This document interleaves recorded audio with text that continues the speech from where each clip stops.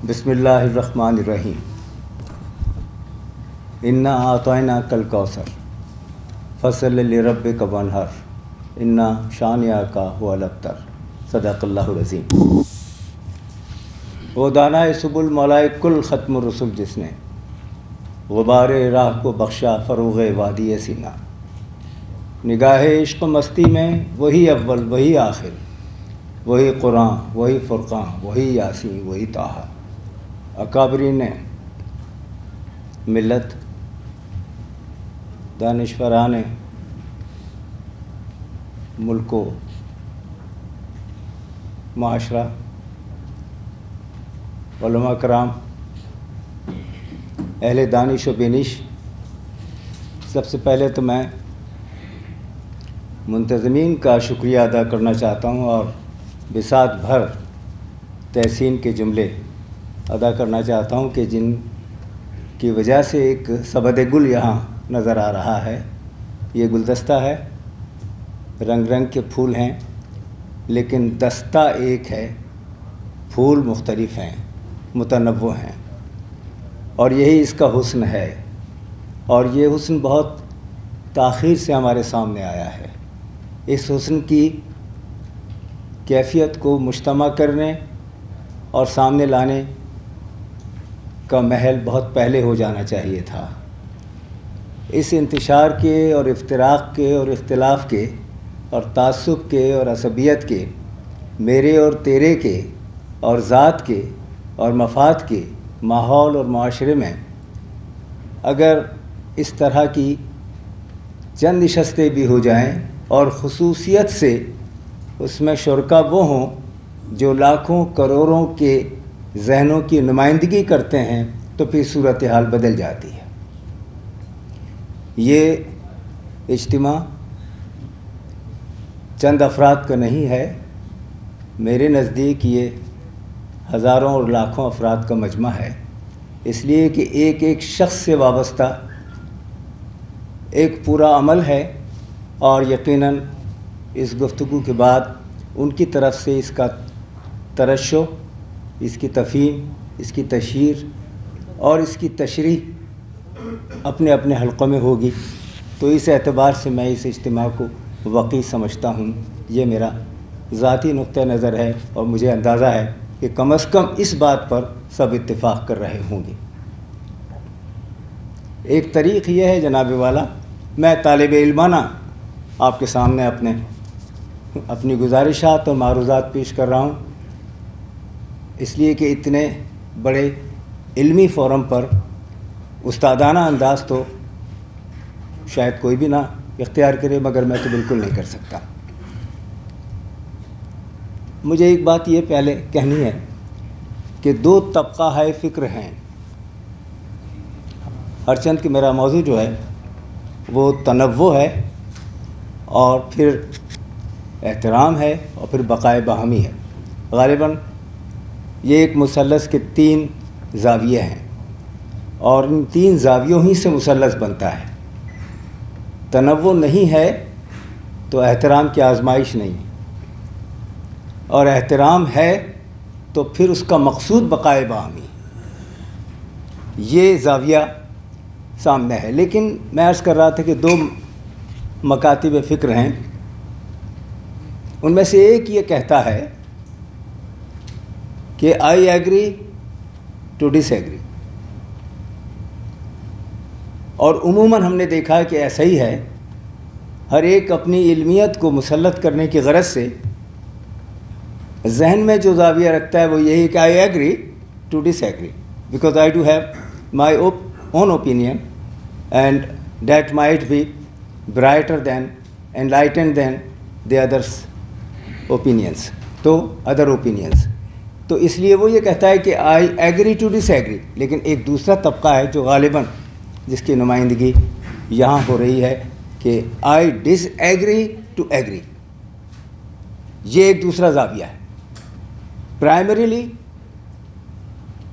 at the outset I disagree, but my motive is to agree on and upon a particular point if the point is worth agreeing, یہ غالباً یہ دو چیزیں. تو اس کو ذرا سامنے رکھ کے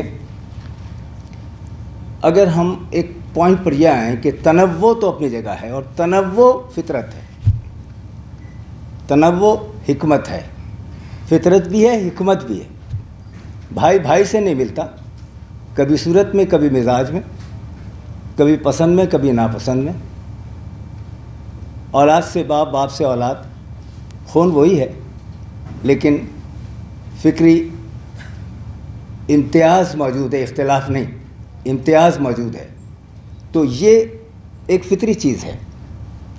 لیکن اگر ہم اسے تھوڑا سا غور کر کے دیکھیں تو یہ تنوع بجائے خود ایک امتحان ہے. اللہ رب العزت، چونکہ یہاں عالمان وقت بیٹھے، اللہ رب العزت نے جب یہ فرمایا کہ میں جسے چاہتا ہوں بے حساب رزق دیتا ہوں، تو ایک نے، وہ تنوع کی صورت میں، حضرت میں خاص طور سے آپ سے اس وقت ایک لمحے کے لیے مخاطب ہوں، تنوع کی غرض سے ایک صاحب نے کہا کہ یہ کیا بات ہوئی کہ جسے چاہتا ہوں بے حساب رزق دیتا ہوں. ٹھیک ہے، وہ قادر مطلق ہے اور فیصلہ اسی کے ہاتھ میں ہے، لیکن بات تسلیم کی، رضا کی بھی تو آتی ہے. پہلے تو انہیں سمجھایا گیا کہ یہ جو مساوات کا آپ بات کرتے ہیں مغرب کے حوالے سے، تو مساوات اور نسبت میں فرق ہے، ایکویلٹی اینڈ ایکویٹی میں فرق ہے، اور یہ فرق ہی تنوع کو واضح کرتا ہے. کون کس چیز کا مستحق ہے، یہ ایکویٹی ہے. کون ہر چیز کا متمنی ہے، یہ ایکویلٹی.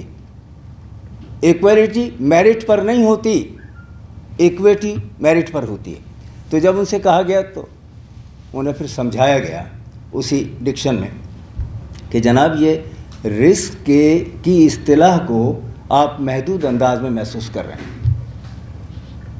وہ ذرہ جو میرے معدے میں جا رہا ہے وہ یقیناً میرا رزق ہے، لیکن صرف یہی رزق نہیں ہے. اللہ رب العزت کی ہر عطا رزق ہے.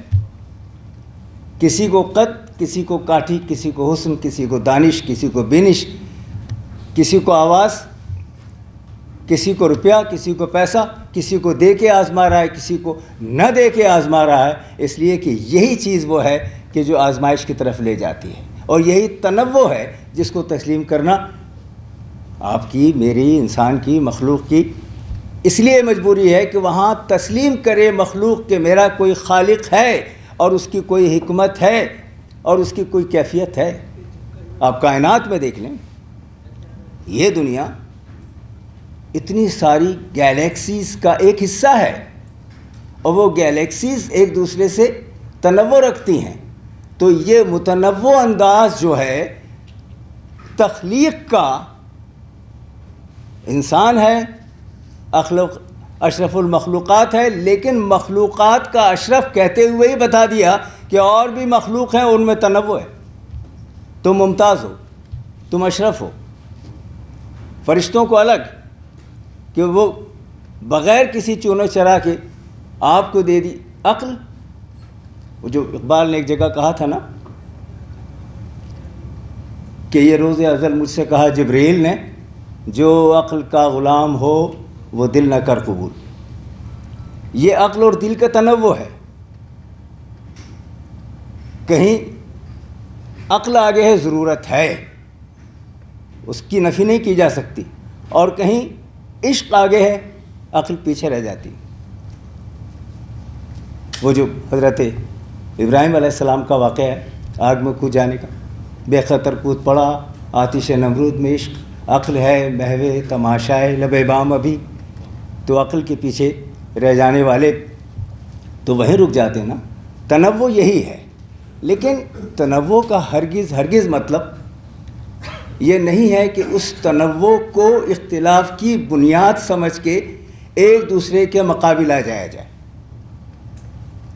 البتہ بنیادی تقاضا اس تنوع کا یہ ہے کہ اگر آپ واقعتاً اللہ رب العزت کے بندے ہو کے، غلام ہو کے تسلیم کر رہے ہیں تنوع کو، تو پھر احترام کی طرف بھی آئیے، اس لیے کہ تنوع پیدا اسی نے کی، یہ احترام کی منزل آئی۔ اور احترام کی منزل کا مقصود جس طرح میں نے عرض کیا، اگر بقائے باہمی ہے تو ٹھیک ہے، احترام کا مقصد اگر نوکرشاہی کا احترام ہے، سیاست دانوں کا احترام ہے، وہ احترام مفادات کا احترام ہے، ذات کا۔ لیکن اگر بقائے باہمی کا احترام ہے تو پھر صورتحال بدل جاتی ہے۔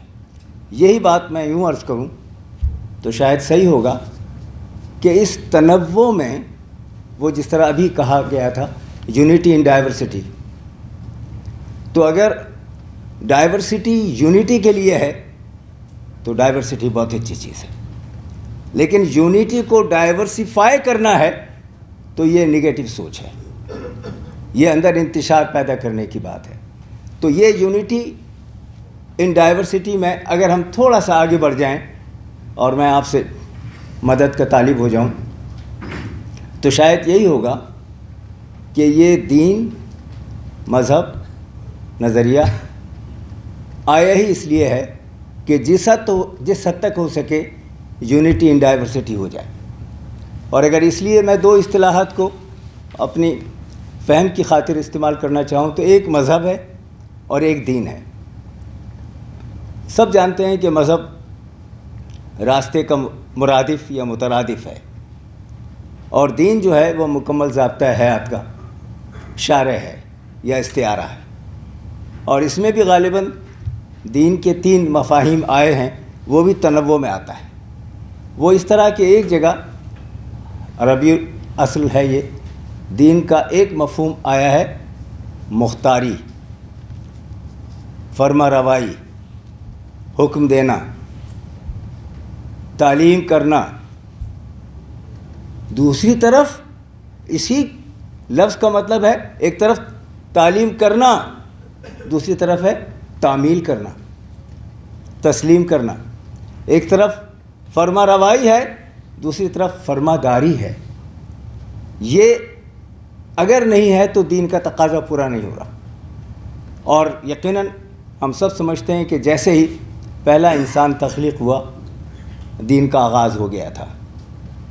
اور اگر میں غلطی پر نہیں ہوں تو جتنے، میں ادیان نہیں کہوں گا، جتنے مذاہب، جتنی شریعتیں، جتنے اصول، جتنے پیغام، رسول، پیغمبران اور انبیاء، تینوں کے الگ الگ انداز ہیں، درجات ہیں، مقامات ہیں، اصطلاحات ہیں، تشریحات ہیں۔ یہ خود تنوع نہیں ہے کیا؟ بھیجے گئے اللہ ہی کی جانب سے ہیں، کسی کو رسول، کسی کو نبی، کسی کو پیغمبر، اور کسی کو سب کچھ کر کے ختم الرسول۔ اب تنوع کے بعد اکائی کی بات آ رہی، جو بھی آیا اپنے وقت کے لیے، مقام کے لیے، قوم کے لیے پیغام لایا، یہ تنوع۔ اور ایک وقت میں ایک سے زیادہ انبیاء بھی آئے، تنوع۔ لیکن اگر میں پھر اپنی اصلاح کی اور اپنی تعلیم کی غرض سے یہ عرض کروں کہ خطبہ آخر میں جب حضور انور صلی اللہ تعالیٰ علیہ وآلہ وسلم نے ارشاد فرمایا کہ اللہ رب العزت کی جو نئی سورہ آئی ہے، اس میں یہ اللہ رب العزت فرما رہا ہے کہ آج ہم نے تم پر اپنا دین مکمل کر دیا اور اسے اپنے لیے حسن کا یا قبولیت کا دین سمجھا۔ میں یہیں رکنا چاہتا ہوں کہ حضور انور صلی اللہ تعالیٰ علیہ وآلہ وسلم ختمی مرتبہ کے ارشادات گرامی، وہ بھی اللہ رب العزت کے پیغام سے مرصع آراستہ جو ہر مرتبہ ہوتے ہیں، سامنے آ رہے ہیں، تو تکمیلہ ہو رہا ہے دین کا۔ مطلب تو پھر یہی ہوا نا کہ حضرت آدم علیہ السلام سے جو پیغام شروع ہوا تھا وہ دین کے ابواب کا حصہ تھا، وہ ابواب تھے، وہ چیپٹرز تھے، اور اس کے بعد وہ ہوتا چلا گیا، اور یہاں تک ہوا کہ جب ختمی مرتبت پر آ کر دین مکمل ہو گیا تو اللہ رب العزت نے اسے پسند فرمایا اور مکمل کر دیا. یہ ہے یونٹی ان ڈائیورسٹی. تنوع کے بعد احترام کی منزل یہ آ گئی. احترام ہر جگہ ہے. ذرا اس بات کو بھی ہمیں نوٹ کر لینا چاہیے کہ ہم کہتے ہیں کہ مسیحی مذہب، یہودی مذہب، بہائی مذہب، ہندو مت، سکھ مذہب، مسلمانوں میں مختلف مسالک جو ہیں وہ مفاہیم کا ذریعہ ہے. میں اپنی تربیت کے لیے یہ عرض کرتا ہوں کبھی کبھی کہ دیکھیں، کچھ لوگ یہ سمجھتے ہیں کہ طریقت اور شریعت میں تنوع کی بات میں آگے لے جا رہا ہوں. طریقت اور شریعت میں کیا فرق ہے؟ تو میں یہ گزارش کرتا ہوں کہ اگر یہ تفہیم ہے، اگر یہ خیال ہے کہ طریقت شریعت کی توسیع ہے تو غلط ہے. یہ تفہیم ہے، توسیع نہیں ہے. یہ توسیعی شکل نہیں ہے، تفہیمی شکل ہے. جب تفہیمی شکل آتی ہے تو احترام کی منزل آتی ہے، بقائے باہمی کی منزل آتی ہے. تو یہاں جب مل جاتے ہیں سارے تو پھر آپ اس مقام پر پہنچتے ہیں کہ جہاں تسلیم کرنا ہوتا ہے کہ یونٹی ہماری زندگی کی بنیاد ہے اور تنوع ہماری زندگی کے رنگ ہیں. دھنک اسے ہم کہہ دیتے ہیں قوس و قزح. کہتے ہیں کہ 7 رنگ ہے. 7 رنگ ہیں، ذرا الگ تو کر کے دکھائیے. الگ کیا اور خاتون کا دوپٹہ ہو گیا. رنگ رنگ کا دوپٹہ، لہریے کا دوپٹہ. قوس قزح دکھنے میں 7 رنگ، تقسیم ناممکن. اسے کہتے ہیں تنوع، اسے کہتے ہیں اکائی، اسے کہتے ہیں احترام اور بقائے باہمی. اور اس کے انوار بہت ہیں، اس کی امثال بہت ہیں. اس میں ایک آدھ کی مثال دے کے بات کو آگے بڑھانا چاہوں گا. پہلی مثال یہ ہے کہ جب اللہ رب العزت نے شیطان سے یہ کہا کہ سجدہ کرو، اختلاف کیا نا. یہ اختلاف کیا ہے؟ قادر مطلق ہے. ذرا اس کو سمجھنے کی کوشش تو کیجئے، اس کے اندر تو جانے کی کاوش کیجئے کہ یہ جرأت ہے کہ وہ انکار کرے. یہ مصلحت ہے کہ وہ تنوع کو محسوس کر کے لوگوں تک امتحانی صورت میں آئے اور آپ سے پوچھا جائے کہ رخ روشن کے آگے رکھ کے شمع وہ کہتے ہیں ادھر جاتا ہے دیکھیں یا ادھر پروانہ آتا ہے.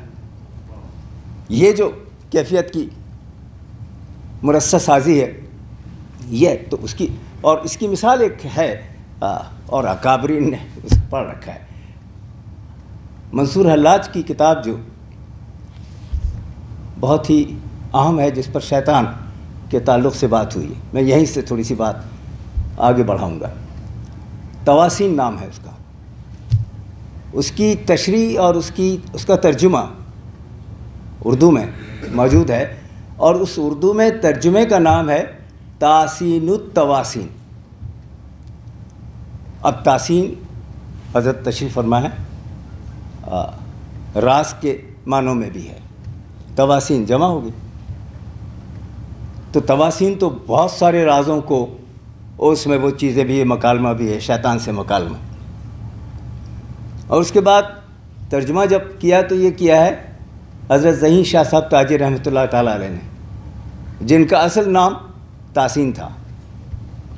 تو انہوں نے اپنے نام کو بھی اس کے ساتھ شامل کر کے تاسین التواسین، تواسین ان کی کتاب.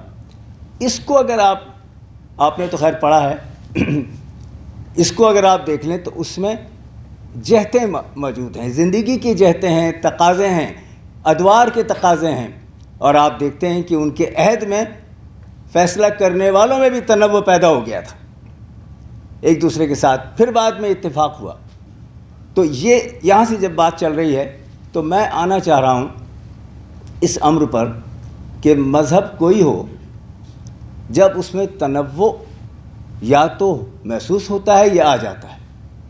جب آ جائے تو پھر تحریک کی صورت میں یا اس کی نفی ہوتی ہے یا اس میں اضافہ کر کے ایک دوسرے کا مقابل بنا دیا جاتا ہے. کیا ایسا کرسچینٹی میں نہیں ہے؟ کیا ایسا ہندوازم میں نہیں ہے اور مسلمانوں میں مسالک، لیکن مسالک میں عرض کر دوں کہ وہ لوگ جنہوں نے اپنی زندگی کو زندگی نہیں سمجھا بلکہ آنے والے زمانے کو اپنی زندگی جانا اور اس کی تطہیر کے لیے اور تنظیم کے لیے اور تعلیم کے لیے اور تدریس کے لیے اور تفہیم کے لیے اپنی زندگی کو بتا دیا، ان کے اوپر شک کرنے کی ضرورت نہیں ہے. وہ صرف اپنے نقطۂ نظر کو والہانہ انداز میں اور بہادرانہ انداز میں پیش کر رہے ہیں. امامین جب اپنی بات پیش کر رہے ہیں تو وہ کسی طرح بھی دوسروں سے متصادم نہیں ہے. تفہیم کی بات ہے، غالب کے شعر کی تفہیم، آپ نے یہ کی ہے، انہوں نے یہ کی ہے، میں نے یہ کی ہے، اس کا مطلب یہ نہیں ہے کہ غالب کی نفی ہوئی. غالب کی تفہیم کے زاویے ہیں. تو ان زاویوں کو سمجھنا ہے. مجھے ایک حکایت یاد آ رہی ہے. حضرت جنید بغدادی رحمۃ اللہ تعالی علیہ، جن کے استاد اور مرشد ان کے سگے ماموں تھے حضرت سری سختی رحمۃ اللہ تعالی علیہ، وہ متدین لوگوں کے درمیان بیٹھے تھے، معمر اور متدین. حضرت سری سختی رحمۃ اللہ تعالی علیہ نے 11 سالہ حضرت جنید بغدادی جو جا رہے تھے روک کر پوچھا، میں یہ بتا سکتے ہو کہ زندگی کا مقصد کیا ہے؟ ذرا اس کے جواب میں یہ تینوں چیزیں آ جائیں گی جس پر ہم بات کر رہے ہیں. روک کر پوچھا کہ بتا سکتے ہو کہ زندگی کا مقصد کیا ہے؟ تو متدین حضرات جو بیٹھے تھے انہوں نے محسوس کیا کہ یہ سوال تو ہم سے کیا جانا چاہیے تھا. ایک 11 سالہ بچہ کیا بتائے گا کہ زندگی کا مقصد کیا ہے؟ لیکن جب جواب آیا تو سب نے تسلیم کیا کہ جواب یہی ہو سکتا تھا. اور جواب یہ تحریر ہے کہ انہوں نے کہا کہ ماموں جان، زندگی کا مقصد رضائے الہی کے حصول کو اس طرح کرنا کہ اپنی زندگی کو جلا کے دوسروں کی زندگیوں کو جلا بخشی جائے، یہ زندگی کا مقصد ہے. تو جب یہ کیفیت ہو کہ آپ کہاں سے کہاں پہنچ رہے ہیں، زندگی کو جلانا ہر ایک کے بس کی بات کہاں ہے. اپنی زندگی کو جلا دینے کو ہم زندگی سمجھتے ہیں، حالانکہ آج ہم جن کا تذکرہ کر رہے ہیں وہ موجود نہیں ہیں، زندہ وہ ہیں. میں کبھی کبھی یہی بات عرض کرتا ہوں، آپ میں سے ہر شخص اس منزل کا متمکن ہے جس کے بارے میں عرض کر رہا ہوں کہ شخص اور شخصیت کا فرق یہی ہے. شخص سے شخصیت بننے میں بڑے ادوار سے گزرنا پڑتا ہے، امتحان سے گزرنا پڑتا ہے، آزمائش سے گزرنا پڑتا ہے، صبر سے، استقامت سے، عقیدے سے، پختگی سے، راسخ العقیدگی سے گزرنا پڑتا ہے. اور جب وہاں گزر جائے تو وہ شخص جو ہے وہ شخصیت بن جاتا ہے. اس لیے مرتا شخص ہے، شخصیت نہیں مرتی، شخصیت زندہ رہتی. تو یہ شخصیت کی منزل تک آنے کا نام احترام ہے، بقائے باہمی ہے، تسلیم و رضا کے ساتھ ہے. لیکن پھر کیا ہوا تھا، اگر میں غلطی پر نہیں ہوں تو، کہ جب تفہیم کا زاویہ بدل گیا اور تفہیم کی بجائے تنقید کو بنیاد بنا لیا گیا معاشرتی زندگی میں اور معاشی زندگی میں بھی اور اقتصادی زندگی میں بھی اور گلوبلائزیشن جو اس وقت ہے اس میں بھی، تو پھر کیفیت بدل گئی. اور میں پھر ایک مرتبہ عاجزی سے عرض کرنا چاہتا ہوں کہ حضرت امام غزالی جو 450 ہجری میں اس دنیا میں تشریف لائے، 505 ہجری میں چلے گئے. تنوع کی ایک عجیب مثال ان کی پوری زندگی. اور 30 سال کی عمر میں بغداد کی جامعہ کے سربراہ ہو گئے تھے نا. کیا چیز نہیں تھی میسر. لیکن آپ سب جانتے ہیں کہ ان کا نام محمد غزالی تھا اور ان کے چھوٹے بھائی کا نام احمد غزالی تھا. احمد غزالی کو انہوں نے پڑھایا تھا، لیکن جب 38 سال کی عمر میں ساری دنیا کی آسائش اور تصنیف اور تالیف اپنی دانش میں سمجھا کہ یہ مکمل کر چکے ہیں وہ، تو پھر کہاں آئے وہ؟ احمد غزالی کے پاس آئے کہ پڑھایا میں نے تھا کبھی، اب میں تم سے تصوف پڑھنے آ رہا ہوں. تصوف احترام کا دوسرا نام ہے. بقائے باہمی کی طرف چلنے کی پہلی سیڑھی ہے۔ اب وہاں سے وہ نکل رہے ہیں، سیدنا غوث الاعظم آ رہے ہیں، 20 سال کا فرق ہے، 450 میں یہ پیدا ہو رہے ہیں، 470 میں وہ پیدا ہو رہے ہیں، 38 سال میں وہ جا رہے ہیں، 18 سال میں آ رہے ہیں، یہ پوسٹنگ ہے، اور اس کے بعد کام کرنے کی روایت آگے ہے۔ لیکن ذرا جو بات میں یہاں بتانا چاہ رہا ہوں، ان حوالوں کو یوں ہی نہیں دیا، یہ میں عرض کرنا چاہ رہا ہوں کہ اس وقت تک آتے آتے آپ کے اور سارے جو مذاہب ہیں ان کے اوپر مسلط ہو گئی تھی ہو گیا تھا یونانی فلسفہ۔ ہر ایک منطق اور استدلال کے ساتھ بات جاننا چاہتا تھا۔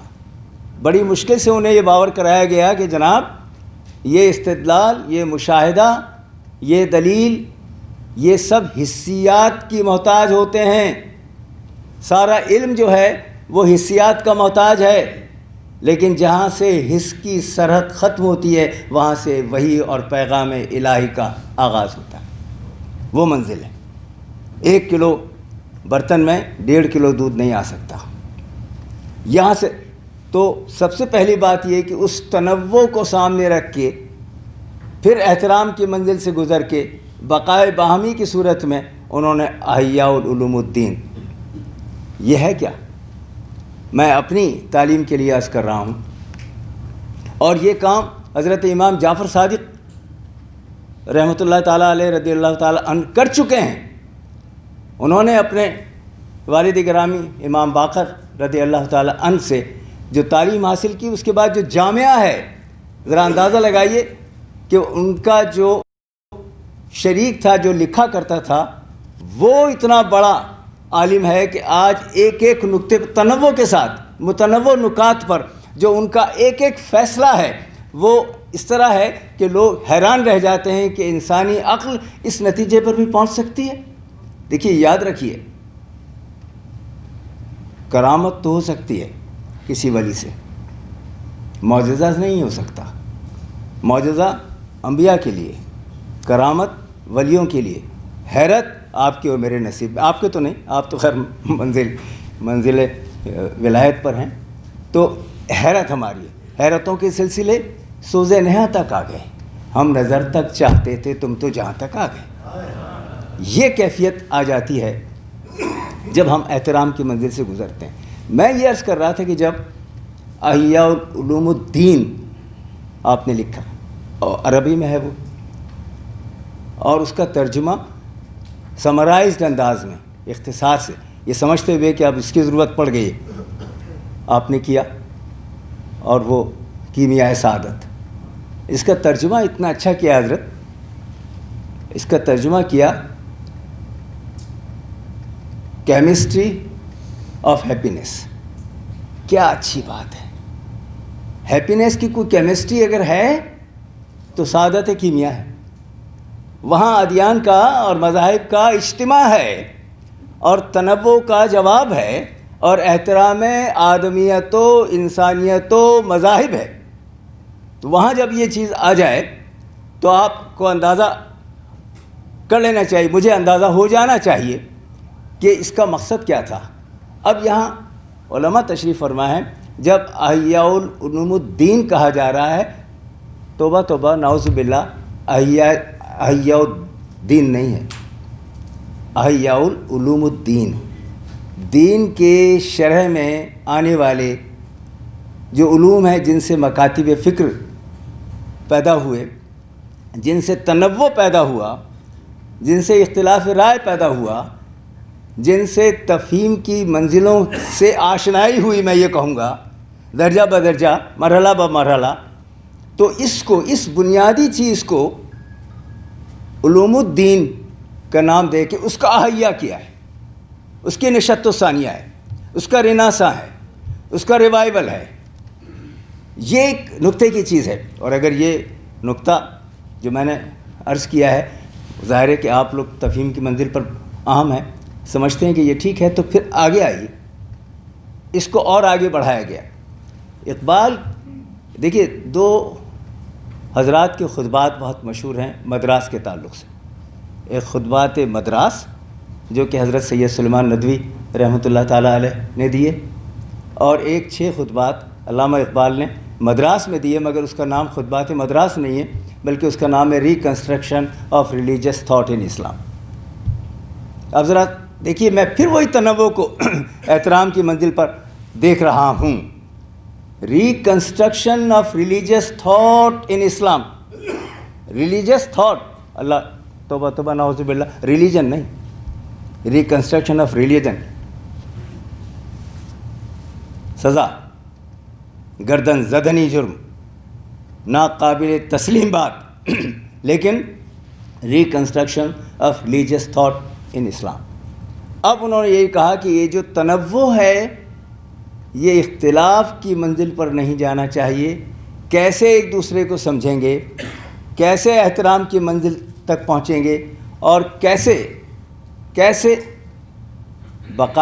بقائے باہمی کی جو چیلنج کی کیفیت ہے اس کو ہم تسلیم کریں گے۔ یہ ہے وہ پوائنٹس جو ان کے 6 لیکچرز کے اندر موجود ہے۔ اس کے بعد دوسری طرف آئیے، دیکھیے تنوع کو احترام کے ساتھ دیکھ کے یونٹی کی طرف اگر دیکھنا چاہتے ہیں تو آئیے ہم بات کرتے ہیں۔ ہم سب تسلیم کرتے ہیں کہ 15ویں صدی کے اختتام اور 16ویں صدی کے شروع میں عیسوی ریناساں ہوا یورپ میں، نشست ثانیہ، ایک انقلاب آ گیا، اس کو وہ انلائٹنمنٹ کہتے ہیں، اس کو وہ روشن خیالی کہتے ہیں۔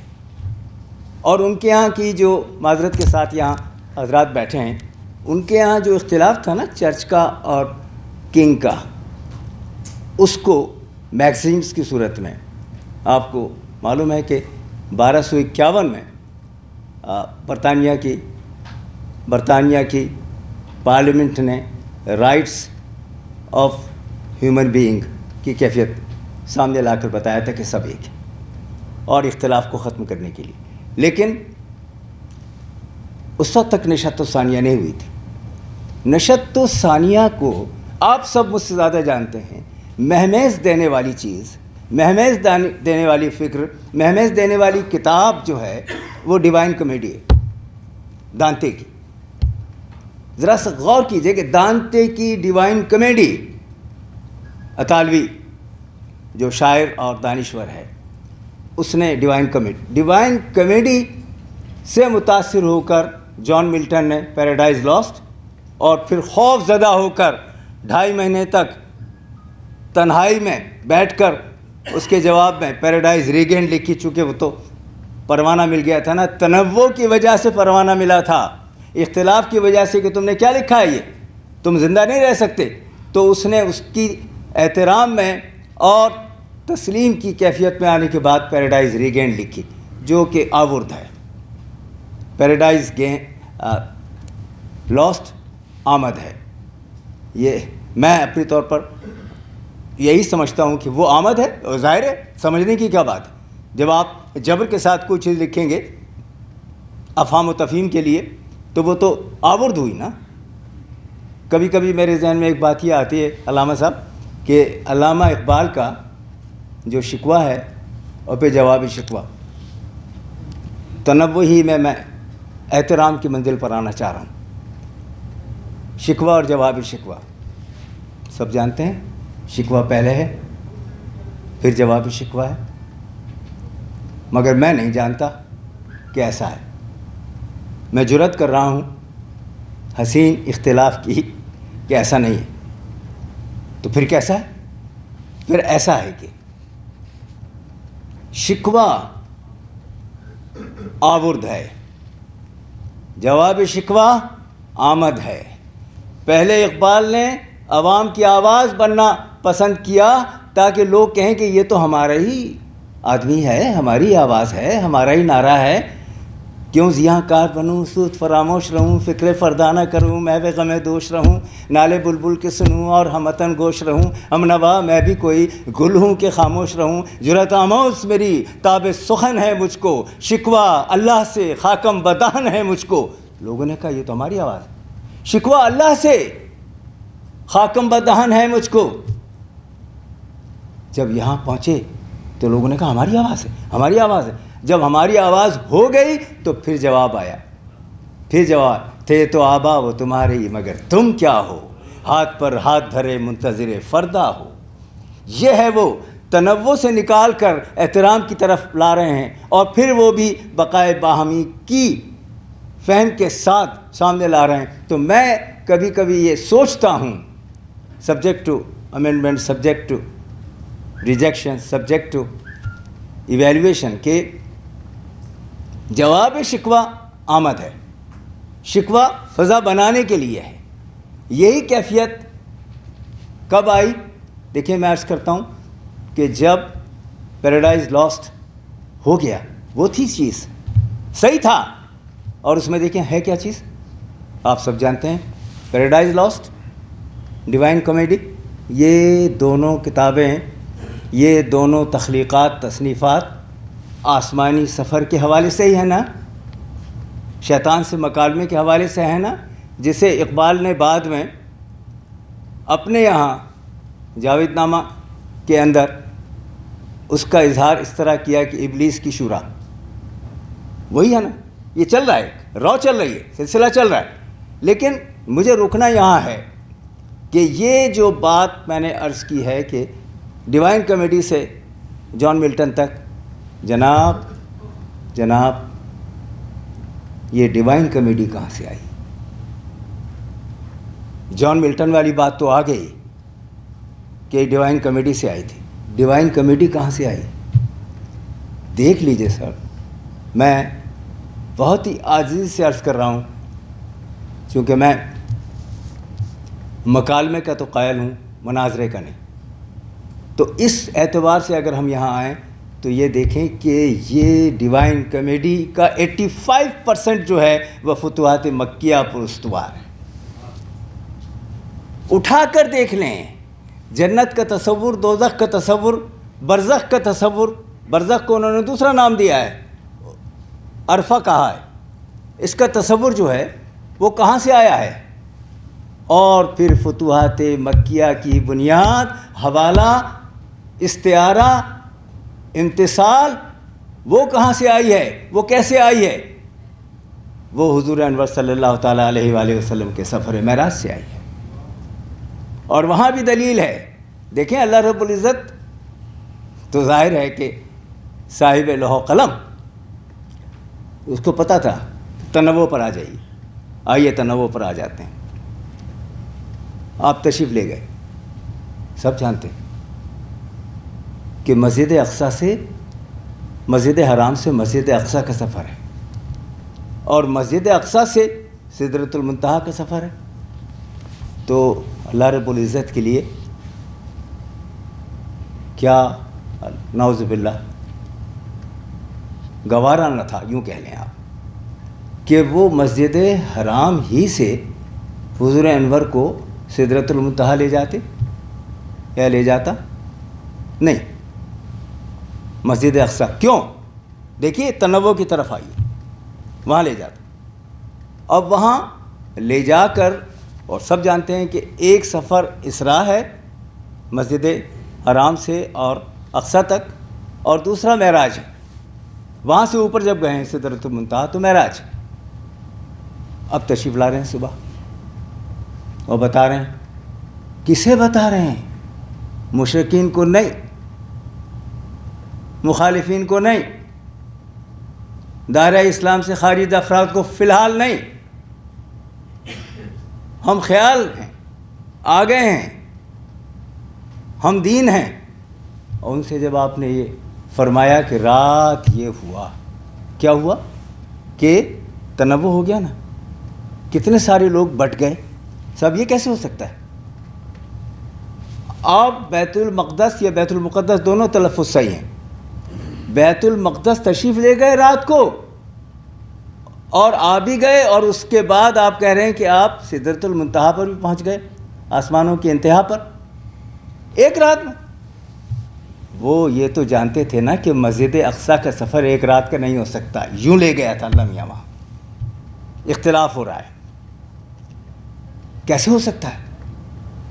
تو پھر آپ سے، اللہ مجھے معاف کرے، پوچھا گیا کہ اچھا آپ گئے تھے تو پھر ذرا بتائیے ممبر کس طرف ہے، وضو خانہ کہاں ہے، مسلح کیسے بچھے ہیں, کس رنگ کے ہیں, دروازے کتنے ہیں, کون کہہ رہا ہے؟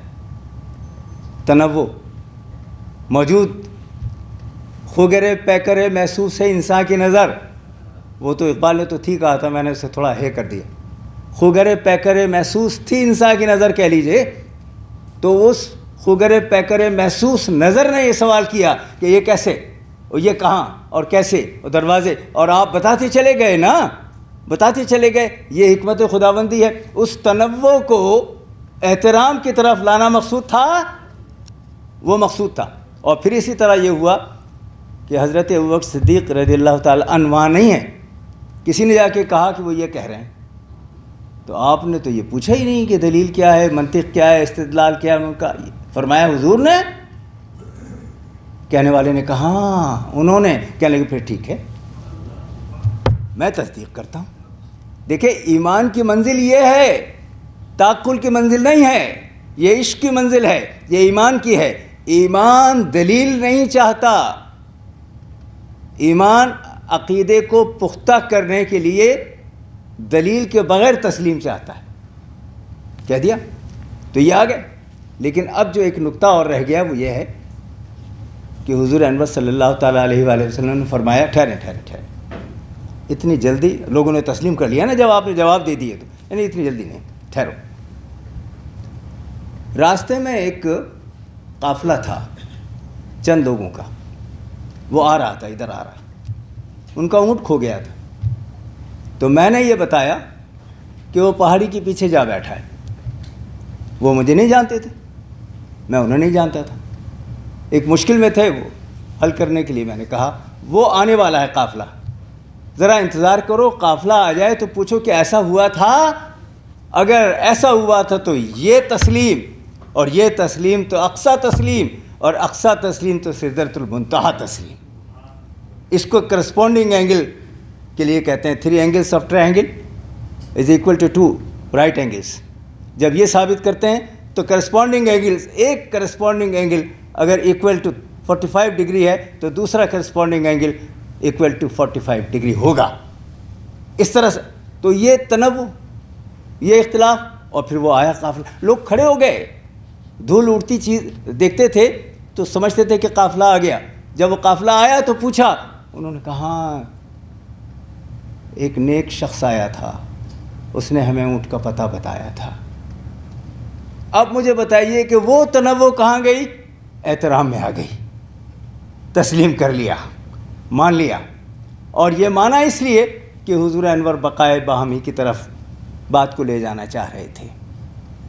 اس کے بعد میں اختتامی صورت میں عرض کروں کہ یہ ساری کیفیات اس لیے ہیں کہ اگر یہ نہ ہو معذرت کے ساتھ آپ سب فرشتے ہو جائیں. فرشتے دلیل نہیں مانگتے, فرشتوں میں تنوع نہیں ہے. فرشتوں میں فرائض کا تنوع تو ہے, ادائی کا تنوع تو ہے, لیکن امتثال کا تنوع نہیں ہے. آپ کے یہاں تنوع کیوں ہے؟ تنوع اسی لیے ہے کہ آپ کو عقل و دانش سے سرافراز فرمایا, اور اس میں بھی پھر 2 رویے ہو گئے. ایک نے کہا ناحق ہم مجبوروں پر تہمت مختاری کی, چاہیں سو آپ کر رہے ہیں, ہم کو بس بدنام کیا. یہ بھی تنوع کی ایک. اور دوسری غالب نے کیا کہا تھا جناب والا؟ فرشتوں کے لکھے پر ناحق آدمی ہمارا کوئی دم تحریر بھی تھا, مگر اس سے زیادہ ایک عجیب چیز, اللہ توبہ توبہ کر کے نقل کفر نباشت, دیر و حرم آئینہ تکرار تمنا. یہ ہے آپ کا امتحان تنوع کا. دیر و حرم آئینہ تکرار تمنا, واماندگی شوق تراش پناہ ہے. اب یہ جب منزل آ گئی تو تفہیم کی منزل تو آئی نا, اختلاف کے بعد تسلیم کی منزل آئی. تو یہ اختلاف کے بعد تسلیم کی منزل ہی اصل میں ہماری بقا کا سامان ہے. وہ جو اقبال کا ایک شعر ہے, وہی آمد کی صورت کا شعر, اس کو لوگ ذرا مختلف طریق سے پڑھتے ہیں. طریق سے مطلب ادائی, میں نے ادائیگی نہیں کہا, ادائی اس لیے کہ ادائیگی تو کوئی لفظ ہی نہیں ہے لغت میں. آپ اٹھا لیں. جس لفظ کے آخر میں ہوا والی ہے آئے اس کے آگے دی لگتی ہے, دی لگتا ہے. برآمدہ برآمدگی, آوارہ آوارگی, ادا میں کہاں سے آ جائے گی؟ تو اس میں ادائی میں فرق ہو جاتا ہے. وہ کہتے کیا ہے اس طرح جو کہ محمد سے وفا تو نے تو ہم تیرے ہیں, یہ جہاں چیز ہے کیا لوح و قلم تیرے ہیں. میں جب اسے ادا کرتا ہوں تو یوں کرتا ہوں کہ محمد سے وفا تو نے تو ہم تیرے ہیں, یہ جہاں چیز ہے کیا لوح و قلم تیرے ہیں. فرق ہو گیا نا, فرق ہو گیا. یہی تنوع ہے. اور جب تسلیم کر لیا تو یہی احترام ہے. اور احترام اگر بقائے باہمی کے لیے ہے تو ہم سب کا اتفاق یہ ہے کہ ہم سب متفق ہو کر کہیں کہ جنہوں نے یہ جلسہ منعقد کیا انہوں نے ہم سب پر احسان کیا. بہت شکریہ. یہ دلائل, یہ جواب, یہ ان کا منصب نہیں ہے. اللہ نے اپنی حکمت کو اور قدرت کو واشگاف کرنے کی غرض سے یہ سب حکمت کا حصہ ہے. یہ آپ ہم سب جانتے ہیں کہ اللہ رب العزت نے اگر شیطان کو یہ مہلت دی ہے تو یہ اس کا اختیار نہیں ہے, یہ تفویض حکمت کی حوالے سے تفویض ہے اللہ رب العزت کی طرف سے. ایک تو دوسری بات آپ نے بہت عمدہ فرمائی ہے کہ مسالک کی, تو چلیے بات آ گئی کہ تفہیم دین میں تھوڑا سا فرق ہو رہا ہے, لیکن مذاہب کی کیا بات ہے. مذاہب جب الگ الگ ہو تو ان میں یہی فرمایا نا آپ نے کہ وہ کیسے اکائی کی منزل پر آئیں گے. تو اس میں بھی چونکہ آپ بہت زیادہ علم رکھتے ہیں, تسلیم کریں گے کہ جتنے مذاہب ہیں جو صحیح معنی میں مذاہب ہیں, جو بہت ملحدانہ انداز کی کیفیت والے حامل نہیں ہیں, چونکہ ملحدانہ جو فکر ہے وہ مذہب میں نہیں آتی, مواحدانہ آتی ہے. تو جتنے مذاہب ہیں ابتدا ان کی مواحدانہ انداز سے ہوئی, بعد میں کیا ہوا یہ مجھ سے زیادہ آپ جانتے ہیں. اور وہ جو ہوا اسی کی وجہ سے احیاء العلوم الدین ہے, اسی کی وجہ سے reconstruction of religious thought in Islam. It is dual in appearance. وہ کیسے؟ روح جو ہے وہ اگر نہیں ہے وہ کرنٹ ہے, وہ نہیں ہے تو جسم بیکار ہے.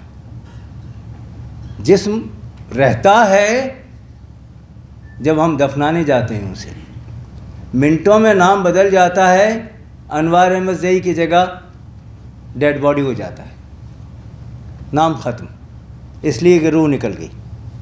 تو روح کے آنے ہی سے ایک گوشت کا لوتھڑا انسانی صورت اختیار کرتا ہے. تو یہ روح جو ہے وہ کرنٹ ہے. اگر آپ اپنے گھر میں ریفریجریٹر خرید کر لائے ہیں اور رکھ دیا ہے اور وہ چل نہیں رہا اور آپ شاکی ہیں کہ اتنے پیسے خرچ کیے ہیں یہ تو ٹھنڈا ہی نہیں ہو رہا, تو کوئی آ کر یہ سمجھائے گا معذرت کے ساتھ کہ بھائی اس کا پلگ تو لگاؤ الیکٹریسٹی سے. جب یہ کرنٹ آئے گا تو وہ پوری تقسیم محتاج ہے کرنٹ کی.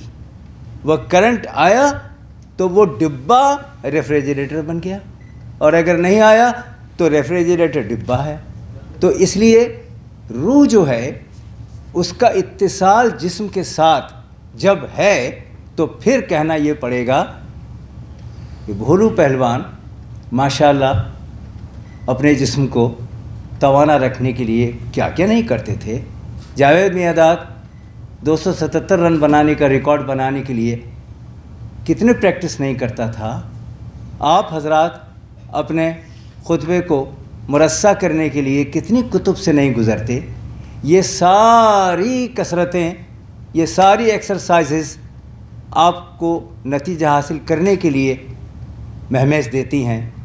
اور اگر کوئی شخص جسم کی ایک حد تک تسلیم, جو کہ ہمارے لیے ضروری ہے, کرنے کے بعد روح کی تعمیر کے لیے سب کچھ کرتا جائے تو پھر جسم ایک الگ اکائی ہو جاتی ہے, ثانوی درجہ رکھ لیتی ہے اور روح اعلیٰ درجہ رکھتی ہے. تو اس لیے روحانیت اصل میں اس طرف جانے کی کیفیت ہے، بشرطے کہ یہ کہا گیا ہے بشرطے کہ آپ تقاضا جو جسم کا ہے وہ پورا کریں جو شرعی ہے، اس کے بعد اگر آپ روحانی کیفیات میں ایک درک رکھنے کے لیے آگے جا رہے ہیں تو اس کا صلہ اللہ رب العزت کی طرف سے ضرور ملے گا۔ کہ باغ بہشت سے مجھے حکم سفر دیا تھا، کیوں؟ کار جہاں دراز ہے، اب میرا انتظار کر۔ تو جب کہا گیا کہ یہ انتظار کر کس سے کہہ رہے ہو، تو کہا گیا سن تو لو، میں تو کار جہاں دراز ہے اب میرا انتظار کر اس لیے کہہ رہا ہوں کہ تفویض جو مجھے کام دیا گیا تھا انسانیت کو ایک کرنے کا، انسانوں کو یکجا کرنے کا، ان کی تفہیم کو، ذہن کو یکجا کرنے کا، وہ assignment is not completed as yet, so I may kindly be given an extension. یہ ایکسٹینشن کسی فرد کی نہیں ہے، ذہن کی ہے، عقل کی ہے، تعقل کی ہے، اور عقل بڑھتی جاتی ہے۔ ایکٹیویٹیز ہونی ہے، بہت سے سیمینارز ہونے ہیں کراچی کے مختلف علاقوں میں، تو ہم ڈاکٹر صاحب سے استفادہ حاصل کریں گے انشاءاللہ۔ میں حاضر ہوں، میں ممنون ہوں آپ کا بھی اور آپ سامعین کا بھی کہ میں نے سما خراشی کی، اور یہی ایک اصل چیز ہوتی ہے۔ ایک جگہ ہم کہہ رہے تھے تو میرے منہ سے نکلا مخاطبین، تو ایک بہت مقتدر شخص نے آ کر مجھ سے کہا یہ آپ نے مخاطبین کیوں کہا، یہ تو تلفظ مخاطبین ہے۔ میں نے کہا نہیں، جو بات کرتا ہے وہ مخاطب ہے، جن سے بات ہوتی ہے وہ مخاطبین ہی ہوتے ہیں۔ بہت شکریہ۔ بہت شکریہ۔